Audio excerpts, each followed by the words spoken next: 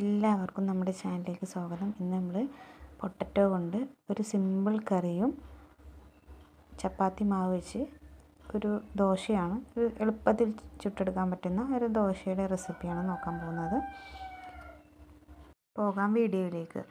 നമ്മൾ ക്യാരറ്റ് അരിഞ്ഞത്, പൊട്ടറ്റോ, തക്കാളി, 2 പച്ചമുളക്, ഒരു കഷ്ണം ഇഞ്ചി ചതച്ചതും, 2 വെളുത്തുള്ളി ചതച്ചതും, പിന്നെ ആവശ്യത്തിന് ഒരു നുള്ള് മഞ്ഞൾപ്പൊടിയും, ആവശ്യത്തിന് ഉപ്പും, ഓയിൽ ഒരിച്ചിരി, പിന്നെ ആവശ്യത്തിന് വെള്ളം ഒഴിച്ച് നമുക്ക് നന്നായിട്ട് വേവിച്ചെടുക്കാം. നല്ല ഉടഞ്ഞ് കിട്ടണം. അത് ഒരു 3-4 വിസിലിൽ എടുക്കാം. പിന്നെ നമുക്ക് മാവ് റെഡിയാക്കാം.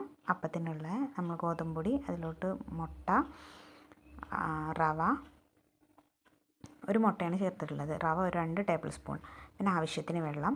നല്ല തിക്ക് ബാറ്റർ ആകരുത്, നമ്മൾ ദോശക്കൊക്കെ മാവ് ഉണ്ടാക്കുന്ന ആ ബാറ്റർ പരുവത്തിൽ നമുക്ക് എടുക്കാം.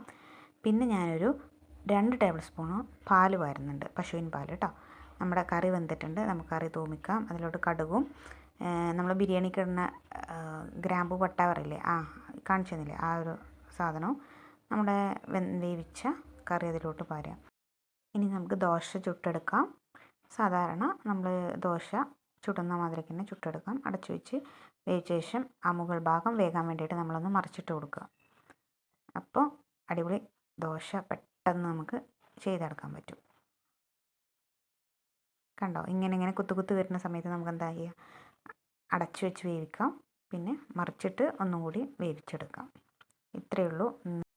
എല്ലാവർക്കും വീഡിയോ ഇഷ്ടപ്പെട്ടെന്ന് വിചാരിക്കുന്നു. ലൈക്ക് ചെയ്യുക, സബ്സ്ക്രൈബ് ചെയ്യുക, കമൻറ്റ്